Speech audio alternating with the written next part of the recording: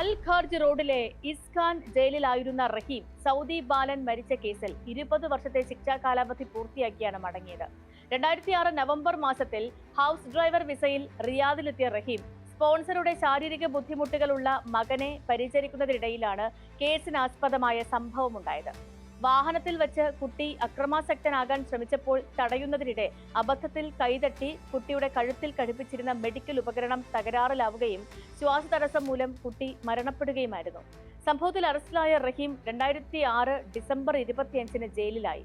2011 ഫെബ്രുവരി 2-ന് Riyadh public കോടതി വധശിക്ഷ വിധിക്കുകയും appeal കോടതി അത് ശരിവെക്കുകയും ചെയ്തു.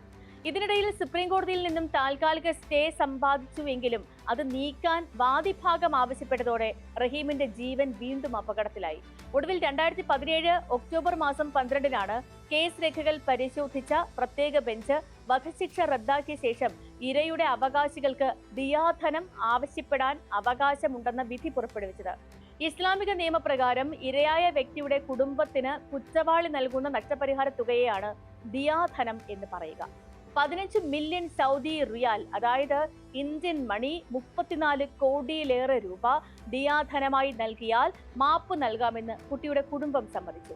ഇത്രയും വലിയൊരു തുക സമയബന്ധിതമായി കണ്ടെത്തുക അസാധ്യമാണെന്ന് തോന്നിച്ചുവെങ്കിലും ആഗോള മലയാളി സമൂഹം ഒത്തൊരുമയോടെ കൈകോർത്തതോടെയാണ് ദൗത്യം വിജയത്തിലേക്ക് എത്തിയത്.